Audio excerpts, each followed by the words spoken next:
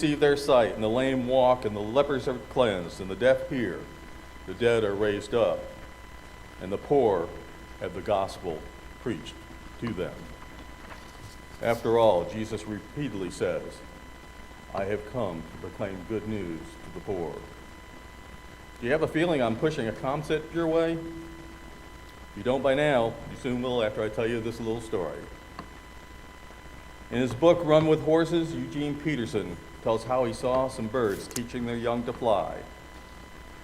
4 young swallows were perched on a branch that stretched out over a lake. One adult swallow got alongside the chicks and started shoving them out toward the end of the branch. Pushing, pushing, pushing. The end one fell off. Somewhere between the branch and the water below, the wings started working and the fledgling was off on his own. Then the second one and the third one were similarly pushed off the branch and forced into flight. The fourth one, however, was not to be bullied.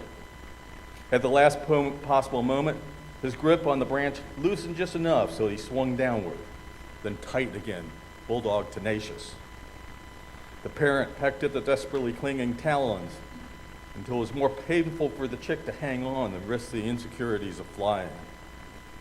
The grip was released and the wings began pumping.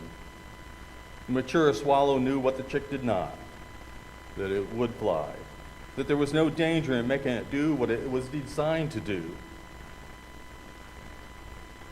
Birds, Peterson wrote, birds have feet and can walk. Birds have talons and can grasp a branch securely. They can walk, they can cling. But flying is what they were designed to do, and not until they fly are they living at their best, gracefully and beautifully. Giving is what we do best. It is the air into which we were born. It was what we were designed to do by our Creator, designed into us before our birth. Some people desperately try to hold on to all their possessions, to live for self. They look so bedraggled and pathetic doing it, hanging on to the dead branch of selfishness and self-centeredness, afraid to risk themselves on the untried wings of giving. Oftentimes, these people don't think they can live generously because they have never tried. They just need a little push. For we all were created to live generously by giving generously of our time, talents, and resources. Giving and serving is what we do best, and we were meant to soar. From 2 Corinthians, we are told, when you give, really give.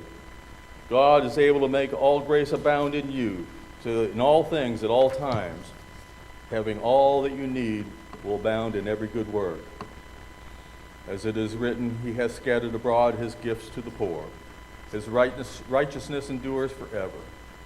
Now he supplies seed to the sower and bread for food will also supply and increase your store of seed and will enlarge the harvest of your righteousness.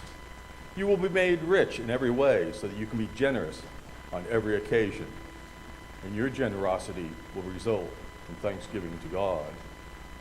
Paul is simply saying what Jesus himself put rather plainly: give, and it will be given unto you. The measure that you give is the measure that you will receive. Similarly, the writer of Proverbs says that the generous person will prosper. You see, talking about stewardship is not talking about our need or even about the need of the church to receive. It's talking about a need of the giver to give so that they will understand the blessings of God's love and life as it is reflected in their own. Giving. Push, push, push. And generous giving also blesses others. It doesn't just bless us. Through your generosity, it will result in thanksgiving to God on the part of others. Paul continues, and give because it's going to bless others. Give generously because you never know who it's going to bless. And we not only help ourselves, and we are not only blessing others by our generosity, but we are also blessing God. You've heard God loves a cheerful giver. It's probably because humility and love are all mixed up in that giving. Push, push. In the U.S., we live in a day when there is a great wealth and many possessions. Take a look at your life. Have a look around your house and just see how much stuff you have that you don't need. It's amazing to see Christians struggle, give a small tithe to their church, when Jesus gave his life for you.